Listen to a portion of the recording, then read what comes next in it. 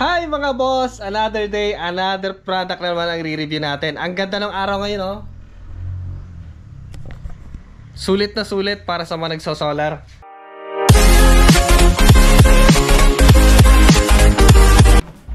So, eto guys yung susubukan natin today sa portable electric fan from Coolheads. So, eto guys ay portable siya. Pwede mong dalhin kahit saan. 10 inches na stand fan or desk fan. Ayan. Meron siyang sariling battery. So, buksan natin. From Coolheads. Ayan guys, oh. So, tingnan natin yung laman sa loob ng box. So, meron siyang tripod. Yung electric fan mismo, yan, oh. Malaki siya guys. Meron akong fan dito, kaya lang DIY. Tapos dalawang battery, then yung kanyang charging cable. Mukhang mahaba, ah. Mamaya. Excited ako. Yung kanyang user manual. Di naman natin binabasa yan, eh. So, i-check natin yung quality ng isa-isa, guys. Ito yung kanyang tripod, then meron siyang kasamang dito siguro yan. Ayan. So, matibay siya, guys, kasi nga ay made of steel. Tapos, meron na siyang pintura na ayan, oh. Para siyang matte. Oh, matte nga. May pagka-textured kasi. Ayan. So, pwede siyang pang tripod ng camera natin. Matibay. Ayan. Tapos, pwede pa nating extend. Ayan, oh. Pwede natin itaas ng gano'n. Ayan. So, dyan muna. Sa gilid. Tapos, itong fan naman, naka-bubble wrap siya guys. Oh. Lahat naka-bubble wrap. Tapos, nakasupot pa ulit. Tanggalin natin to. So, ito guys ay 10 inches yung kanyang fan. Kaya meron akong panukat dito. Sukatin natin. 10 inches nga. So, ito guys ay pwede siyang tumayo na mag-isa. Desk fan at stand fan. Pwede natin gamitin kung gusto natin mas mataas. Okay, so dito meron siyang remote control. Pero pwede rin controlin dito. So dito sa kanyang remote control, meron siyang power button. Yung kanyang air swing. Ewan ko ano to. Meron siyang timer, negative at positive sa kanyang speed. Magnetic siya guys. Oh, di ba? Ayos yun. Pag tinatamad tayong lobas sa Colombo, di pwede natin i-control gamit ang remote. So, ito ay pwede siyang tumango. Ayan, o. Sakaling desk fan. Ayan, o. So, kung kinukulang pa sa tripod, di pwede pa natin. Ayan. Pwede siyang lumiyad. So, dito, meron siyang knob at yung kanyang power button. Pindutin lang natin ganun. Yan. Tapos, meron siyang rotate or air swing, 45 degrees at 90 degrees. Oh, yun ang wala sa mga traditional na mga electric fan. Yung sukat. Lalo kung dadalawa lang naman kayo, di mas maganda. So, bilis yung balik. Tapos, timer, ilaw, 1 hour, 2 hours, 4 hours, and 8 hours sa timer niya. Yung kanyang sensor. Coolheads. So, ayan. Ito yung saksakan ng kanyang battery. Kasi dalawa yung kanyang battery guys, oh. 10,000 mAh yung isa. Yan. Dalawa siya. So, itong dalawang battery niya guys ay kayang tumagal ng 50 hours sa pinaka-low na setting ni Coolheads. Matagal na yon. Tapos, sa medium naman ay 10 hours sa bawat isa. Kung dalawa, di 20 hours. Pero sa pinaka-high setting niya ay kayang tumagal na 6 to 7 hours ang bawat isa. Kung dalawa ay di aabutin siya ng 14 hours. And aside from battery ni Coolheads ay pwede rin siya maging power bank. Yan, napakasulit ng electric fan na to kasi nga pwede siyang pang camping, on the go. Sulit na sulit kasi nga marami kang pwedeng magagamit dito. At isa pa ay pwede rin siyang gamitin na kahit walang battery. So kung may charger kayo, may power bank kayo, ganito, yung malalaki. Susubukan natin mamaya. Ito yung ganito, di mas matagal. Anlisawa. Anlisawa. Ikaw magsasawa sa kagagamit. So mas matagal na naman, di ba? Eto pa, isang sikreto ni Coolheads. Di ba sinabi ko kanina, pwede siyang maging desk fan. Eto, meron siyang sariling paa dito. Eto. Meron siyang maliliit na paa. Para kahit paano hindi siya matumba. Tapos, eto naman, pwede siyang ma-extend na. Boom. O, di ba? Yan. So, pwede siyang maging desk fan or pwedeng maging fan sa loob ng tent. Yan. Baka mamaya kung anong gawin nyo doon, kahit paano, hindi kayo mainitan. Meron pa siyang remote. Yan. Para i-activate yung kanyang remote, tanggalin natin yung kanyang safety film. Safety switch para ma-activate yung kanyang battery. Yun o. Okay? Huwag natin tanggalin yung support para 100%. Ito yung kanyang battery. Chinarge ko na to. Ayan, ginamit ko na. Ang tagal kong ginamit yung kanyang factory charge. Yan, 50% yata yun. So ngayon ay 100% kasi chinarge ko na ulit. Yan. So dito, yung kanyang charging input, Type-C na rin siya, mga boss. Then, meron siyang pindutan dito. Ayan o. Tapos, pag pinindot mo, lalabas yung kanyang SOC indicator. State of charge. Then, dito yung kanyang USB-A. So, pwede mong gamitin as a power bank. Lupet, diba? Ayan o, para silang ganun. Tapos, kung hugutin natin siya, meron siyang parang sing-sing. You know? Oh, pwede mo pala habang nag-charge ko, habang di ba hindi siya mahulog. Lupet. Yan. So ito yung kanyang output, type A. Kung isasaksak natin sa unit, ganun lang siya, guys, oh. Ito yung papasak sa loob. Tapos kung walang battery, kung sakaling nalobat, pwede yung gamitin kasi merong type A dito na papasukan. Tapos ito naman yung papasak sa dito. Yan. Okay? Pasok lang natin ganun. Boom. Ngayon ay pwede na siyang gamitin. So dito meron siyang power button dito. Subukan natin. Yon. Yan yung pinaka low. Ayan. Kayang tumagal niyan, low na yan, sa isang battery ng 25 hours. Ang tagal nun. Pag dalawa, 50 hours. Ayan, pwedeng gamitin yan pag tulog na tulog ka na. Malakas na rin kahit sabihin natin sa pinaka-low. Tapos pag pipili, ito yung kanyang power button, guys, oh. May maririnig kayong maliit na beep. Tapos kung lalakasan natin,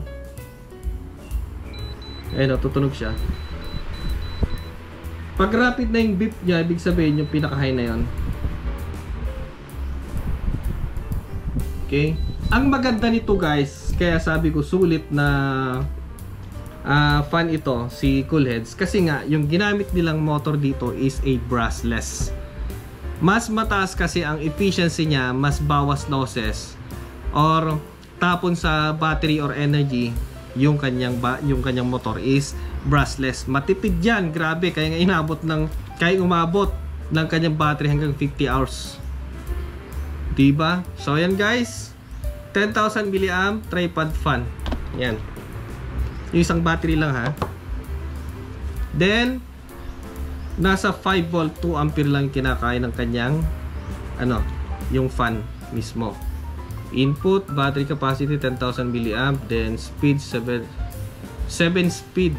Yan. Okay, so maganda siya, guys. Subukan natin yung kanyang remote. Woo!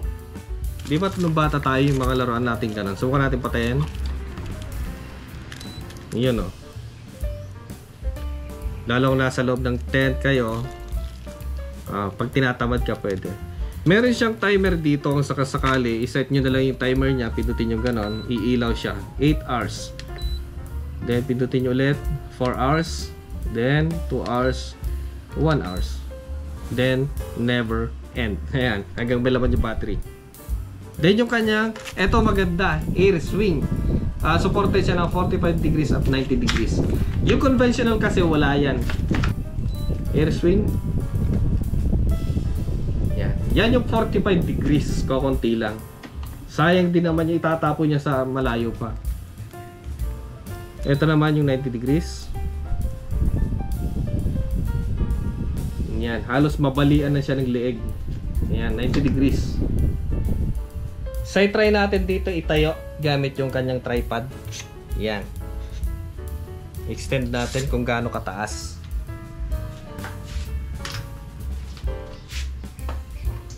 Iyan o. Oh, may lock. Parang may lock. Tick, sabi niya. Ayan. Para siguro hindi mahugot. So, subukan natin gamit yung kanyang remote control. Ayan.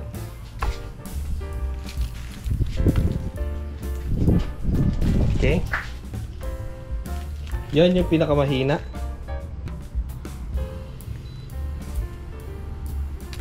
Tapos kung siguro mga bata yung hahanginan niya, di pwede niyong yuko na gano'n. Nakayuko siya. Pwede rin siyang itaas na gano'n. Kung sakaling si Spider-Man yung hahanginan niya. Eto pa guys, may trivia pa ako sa inyo. Si Opolar at si Coolheads ay parehas na parehas lang sila. Same quality. Kasi nga, iisang factory ang kanilang pinanggalingan at gumagawa sa kanila. Kita mo? May review na tayo, may trivia pa. Ayan. Pero ang kagandahan nito ay mas mura pa siya kay Opolar. So para sa mga interested na bumili ng ganitong portable fan ni Coolheads, nakalagay po sa description box. Ang presyo po nito guys ay nasa 3,149 pesos. Ayan. Available po in Lazada at Shopee. Ayos. Under O2 Project. Yan po yung pagbibilhan nyo para legit. Mas maganda na sa description. Pindutin nyo na lang po yung link doon or nasa comment section. Okay? Yan. Taas natin konti. Yun o. Then, kung ganyan kasi na nasa lamesa at wala ka namang kausap na tao dito, ganyan lang, steady lang. Hindi siya nakaswing. Pero kung may kausap ka, share mo naman. 90 degrees na kagad. Tapos lakasan mo. Ayan. Sayang na napupunta pala dito. Okay na yung 45 degrees. So, di ba kanina sinabi ko pwede siyang gamitin na walang battery. So, tanggalin natin yung kanyang battery. Mahigpit pala. Akala ko maluwag. So, pwede siyang gamitin na walang battery. So, pwede niyong gamitin si Metabunny. Yan. Metabunny ba ito? O, Thunder Black Metabunny.